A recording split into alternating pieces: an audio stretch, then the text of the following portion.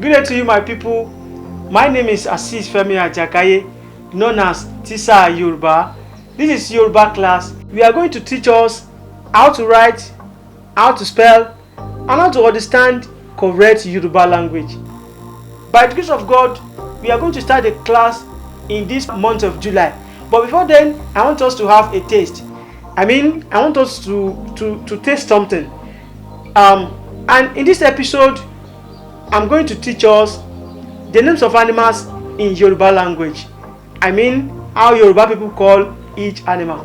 Before then, don't forget to subscribe to our channel, like our post, share our post with your friends, drop your comments. God bless you. Ohun tí mo ń gbìyànjú àti ṣàlàyé fún wa ni pé nínú kíláàsì yìí, ibi tí a ti fẹ́ máa kọ́ nípa èdè Yorùbá.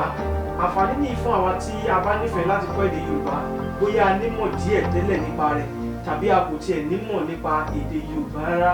Nínú kíláàsì tá a wà yìí, a láǹfààní láti kọ́ oríṣiríṣi nípa èdè Yorùbá. Èyí tó tẹ̀lé ni pé àwọn tó ti nímọ̀ dáadáa nípa èdè Yorùbá, àǹfààní wà fáwọn náà láti kọ́ àwọn nǹkan díẹ̀ bóyá àwọn ọ̀rọ̀ tó ta kókó nínú èdè Yorùbá. Ṣùgbọ́n síwájú àsìkò náà, a fẹ́ tọ̀ nǹkan kan wò. Kí la fẹ́ tọ́wò? Ohun tí a fẹ́ tọ́wò ni pé a fẹ́ kọ́ nípa orúkọ tí àwọn Yorùbá ń pe àwọn ẹranko.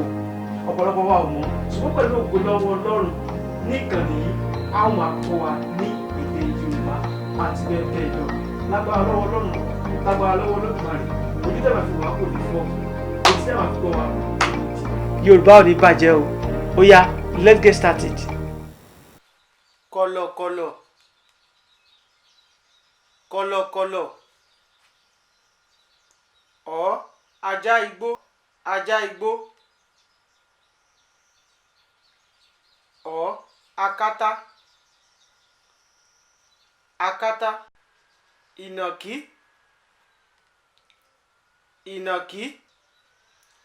Ọ̀kẹ́rẹ́, ọ̀kẹ́rẹ́. Ìkookò, ìkookò. Ìkọ̀ǹkọ̀, ìkọ̀ǹkọ̀. Kọ̀ǹkọ̀, kọ̀ǹkọ̀. Ọ̀ní, ọ̀ní. Àkúràkúdà, àkúràkúdà. Eégbín, eégbín. Ẹtu, ẹtu. Ọ̀wáwá, ọ̀wáwá. Ẹkùn, ẹkùn. Àmọ̀tẹ́kùn, àmọ̀tẹ́kùn. Ẹṣin, ẹṣin. Erinmilókun, erinmilókun. Ọ̀gà, ọ̀gà. Alágẹmọ, alágẹmọ. Màálù, màálù. Òbúkọ, òbúkọ. Òrúkọ, òrúkọ. Òókọ, òókọ. Eku, eku. Èkúté, èkúté. Erin, erin. Àjànàkú, àjànàkú. Ehoro, ewúro, ewúro. Kìnìún, kìnìún. Ológbò, ológbò. Ológìnní, ológìnní. Múṣù, múṣù. Ẹlẹ́dẹ̀, ẹlẹ́dẹ̀. Alákàn, alákàn. Akàn, akàn.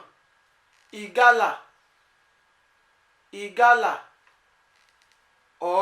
Àgbọ̀nrín, àgbọ̀nrín. Ṣèbé, sèbé, kẹ́tẹ́kẹ́tẹ́, kẹ́tẹ́kẹ́tẹ́, ràkúnmí, ràkúnmí, ewúrẹ́,